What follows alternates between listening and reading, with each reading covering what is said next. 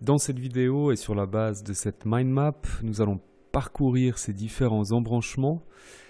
Donc nous allons voir les différents matériaux de construction que l'on peut rencontrer sur les chantiers et puis les fixations adaptées. Donc vous verrez que pour le même matériau, on peut choisir plusieurs fixations. Certaines sont plus spécifiques, d'autres sont plus généralistes. On voit par exemple du premier coup d'œil que ce tampon synthétique multimatériaux assez récent dans la commercialisation se retrouve sur 4 embranchements. Donc c'est clairement un matériau pluridisciplinaire, plurimatériau, alors que d'autres, comme ce tampon métallique rétractable, lui est assez spécifique à ce matériau de type fermacelle ou placo-plâtre.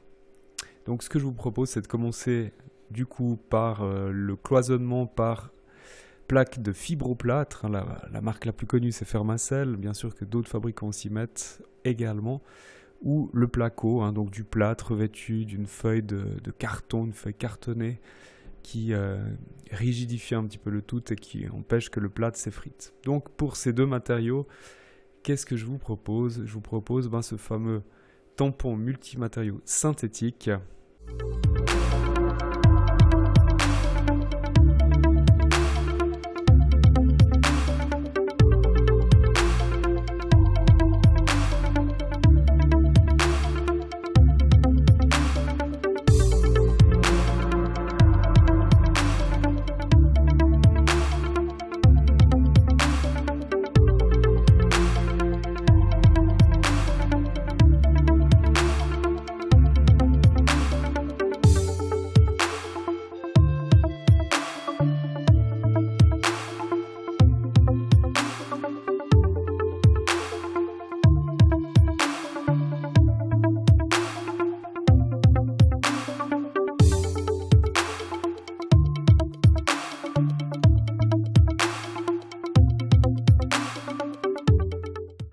Dans la vidéo qui va suivre, on va retrouver un tampon rétractable, mais cette fois-ci métallique.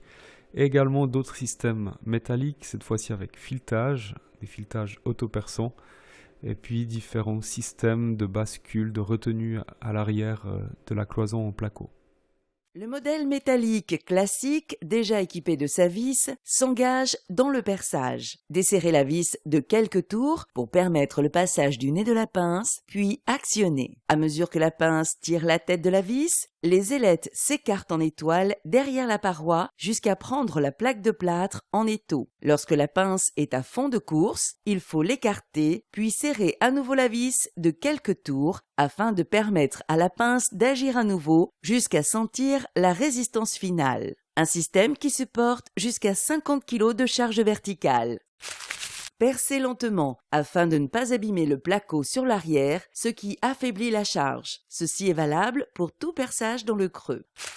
En version autoforeuse, vissez l'ensemble cheville et vis directement sur la paroi. La rotation permet de perforer la plaque de plâtre. Une fois embuté, continuez le vissage pour écarter les ailettes derrière la paroi. Supporte une charge verticale jusqu'à 25 kg. Pas besoin de perçage préalable, la tête de la cheville possède une empreinte en creux pour le tournevis. Vissez directement la cheville filetée dans la plaque de plâtre jusqu'à placer sa collerette embutée. La vis s'insère ensuite. Supporte une charge verticale jusqu'à 20 kg.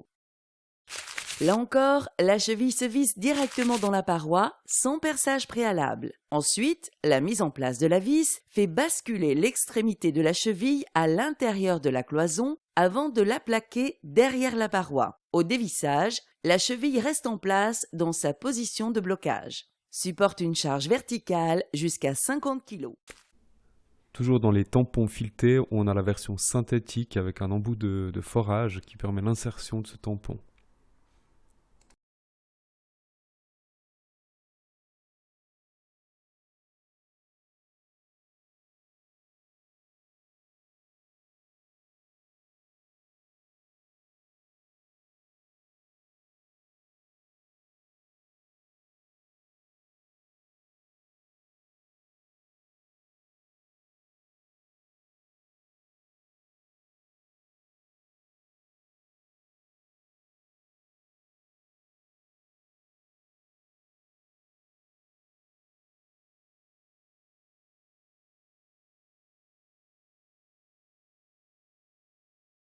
Les tampons parachutes, eux, sont plutôt destinés au plafond, donc pour la suspension de lampes typiquement. Pour suspendre vos lustres ou autres éléments de décoration, percez selon les indications du fabricant, puis insérez la fixation tout en maintenant les ailettes plaquées contre la tige filetée. Au dos de la plaque, les ailettes se déploient et prennent appui sur le dessus de la paroi du plafond. Vissez jusqu'à assurer le blocage des ailettes au dos de la plaque. Ces modèles spécifiques peuvent supporter jusqu'à 40 kg. Le problème de la cloison Fermacell ou en placo, c'est qu'on a du vide, à moins qu'on le comble avec un isolant minéral par exemple. Et ce vide fait un petit peu caisse de résonance, donc les performances phoniques sont pas géniales. En plus, on a une certaine flexibilité de l'armature, surtout si c'est une armature métallique.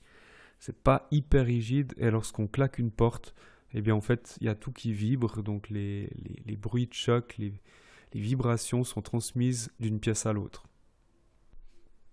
Contrairement à d'autres pays, c'est vrai qu'en Suisse, on a plutôt la tendance aujourd'hui à construire des cloisons, à monter des cloisons en carreaux d'alba. On dit, tu montes un mur en alba, c'est des carreaux de plâtre qui sont munis de nerfs et rainures et qui s'emboîtent un petit peu comme des Legos. Il faut juste les lier avec du plâtre liquide. Alors l'avantage, c'est que c'est plutôt très rigide. On n'a pas du tout de vibration, contrairement aux cloisons de Fermacell ou de placo, et puis on a quand même une bonne densité sur toute l'épaisseur, on n'a pas de vide, et qui dit densité dit bonne isolation phonique. Donc c'est peut-être pour ça que vous verrez assez souvent sur les chantiers des cloisons en alba, par exemple pour la création d'une pièce, ça peut être une salle de bain, ça peut être une chambre, ou alors la création d'une cloison dans un séjour pour y mettre une cuisine, tout bêtement. Alors le problème de ces carreaux de plâtre, c'est que c'est du plâtre. Et puis on sait que le plâtre, ça a tendance à se fendre, à se casser. Donc le premier principe pour ces 3 tampons destinés au placo, c'est le préperçage. Ça c'est inévitable. Puis pour que ça tienne, il faut éviter l'expansion. Donc on aura plutôt des tampons qui vont s'insérer dans le plâtre, qui vont l'usiner par un filetage plutôt grossier qui va permettre de s'agripper à ce matériau très friable. Alors on retrouve le tampon standard multimatériaux, mais lui n'est pas forcément le plus adapté puisqu'il aura une légère expansion. Donc il risque de faire fondre votre carreau de plâtre. Ces 2 tampons, donc soit synthétiques, soit métalliques, après percés avec filetage grossier, sans expansion, c'est vraiment la meilleure solution pour les carreaux de plâtre de type Alba. À défaut d'indications précises sur la nature du mur, percez à vitesse lente, sans percussion. Si le perçage est facile et constant, il s'agit bien de plâtre ou de béton cellulaire. Pour les dissocier, regardez de près la poussière blanche produite. À grain fin, il s'agit de plâtre. À grain plus épais, vous percez du béton cellulaire. Chevilles à filetage en spirale. Avec leur filetage acéré, ces chevilles en nylon ou en métal se vissent directement dans le trou percé dans du carreau plein ou du béton cellulaire. Les charges supportables sont plus importantes. La version en nylon permet d'utiliser des vis à bois ou des vis métriques. Pour les briques en terre cuite ou les briques en béton, qui sont plus lourdes, qu'on appelle aussi parpaing, ou alors à l'inverse les briques de silico-calcaire qui sont elles très légères, sur ces 3 matériaux, on va éviter également, comme pour le plâtre, de percer avec la percussion. Donc sur votre perceuse, vous enlevez la percussion, sinon on fait exploser toutes ces alvéoles. Peut-être que pour la brique en béton, on peut la laisser, c'est moins problématique, mais il y a un risque de faire éclater la brique, c'est ça le problème. Alors une fois qu'on a percé ces 3 matériaux de construction, plusieurs solutions s'offrent à vous. La première, c'est peut-être la plus simple, c'est la vis sans tampon. Donc simple parce qu'on pré-perce à 6, quand on a une vis de 7,5. C'est le diamètre le plus courant, vous l'utilisez certainement pour la fixation des fenêtres. Autre solution, c'est d'utiliser un modèle long d'un tampon en nylon plutôt traditionnel. La différence, c'est qu'il a une zone importante, une zone assez longue de rétractation, ce qui lui permettra de s'agripper dans ces différentes alvéoles. On a évidemment le tampon multimatériaux qui fait tout à moitié bien. C'est vrai que ça fonctionne aussi plutôt bien dans ce genre de matériaux. Et puis, le tampon peut-être un peu plus spécifique, c'est le tampon à scellement chimique, mais attention, Avant d'injecter votre colle de composants, il faudra bien sûr mettre une douille, un tamis, une sorte de passoire dans laquelle ce scellement sera injecté, sans quoi, si vous ne mettez pas cette douille, votre scellement va couler au travers de ces alvéoles et puis n'aura aucun effet. Enfin, il va s'expanser, mais bien loin de votre trou. Donc, une fois que vous avez percé votre matériau, vous insérez la douille, vous injectez le produit dans la douille, et puis c'est au travers de cette douille que le produit va former des petits spaghettis qui s'agripperont aux alvéoles. Les scellements chimiques Blinker s'utilisent pour les fixations sur lesquelles, même en utilisant des ancrages mécaniques, il existe le risque de casse du matériel de base. Parfait pour la fixation d'antennes paraboliques, de stores, d'étagères, de chauffe-eau, de clôtures, d'appareils de climatisation, de panneaux ou de différents types de mobilier urbain tels que poubelles, lampadaires ou balançoires.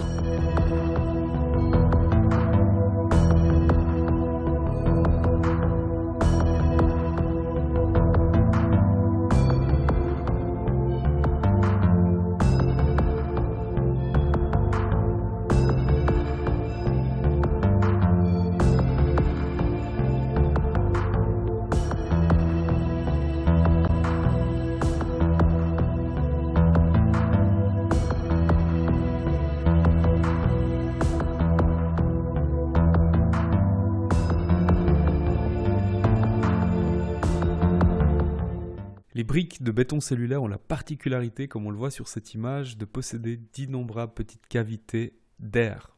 Alors, l'air, c'est léger, donc ça en fait un matériau à faible masse volumique. Et puis on sait aussi que l'air emprisonné dans des cavités, au même titre que les laines minérales ou que les isolants synthétiques comme le Sagex, le polystyrène je devrais dire, ça en fait des matériaux très isolants thermiquement. Donc, matériau léger, bon isolant thermique. Voilà les deux propriétés positives de ce matériau en béton cellulaire. Revers de la médaille, c'est les fixations. Au même titre que les briques d'Alba en plâtre, on a un matériau plutôt fragile. Donc il faudra éviter l'expansion du tampon. C'est pour ça qu'on retrouve ces deux tampons qu'on avait vus tout à l'heure sans expansion, version synthétique ou version métallique. On retrouve aussi la vis sans tampon qui elle aussi ne présente aucune expansion. On la visse simplement dans un trou un petit peu plus petit que son diamètre.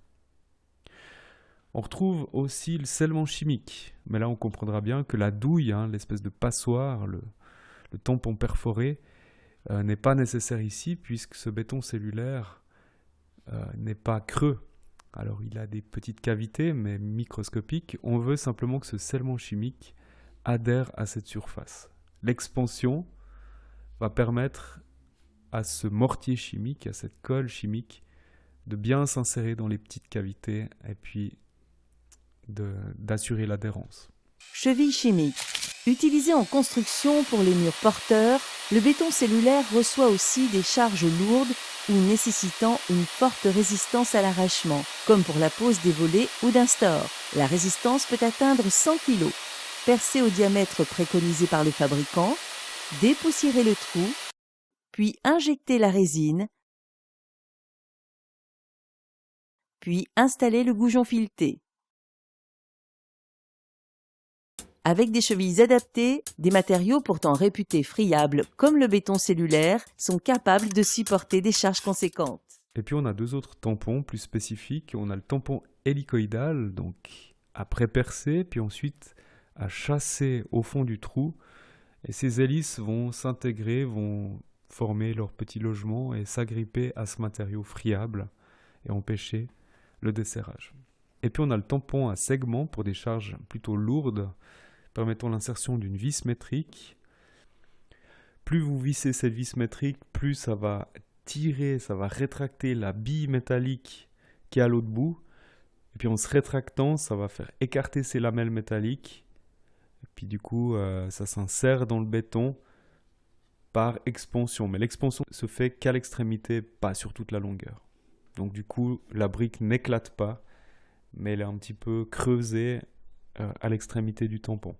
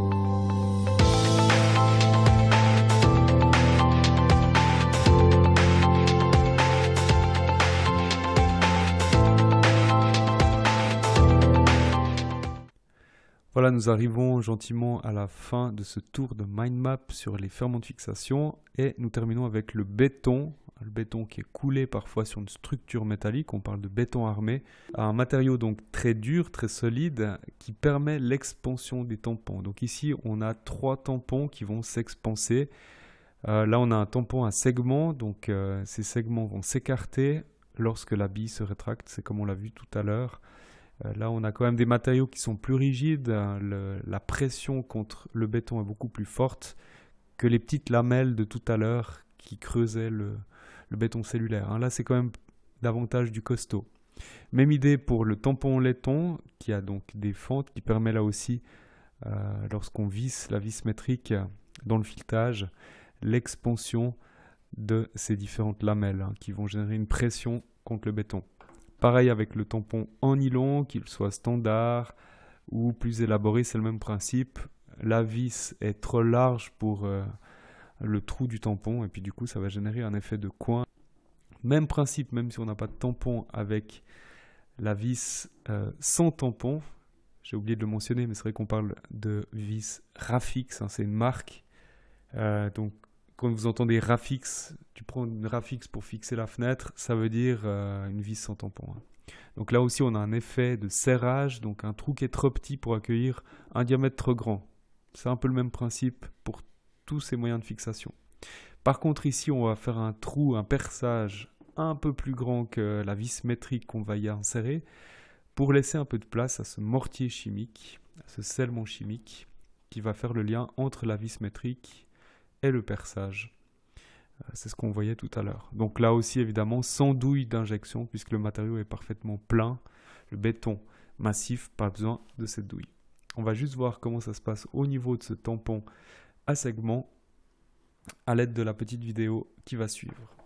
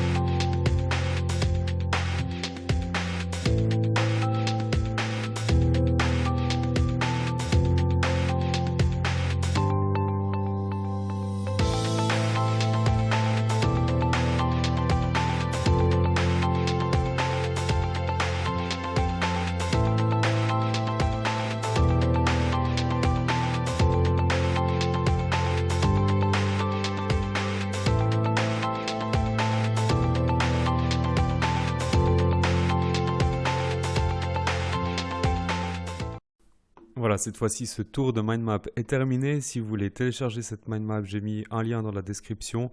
Vous allez tomber sur un Google Drive. Il suffit de télécharger le fichier PDF et de l'imprimer en format A3.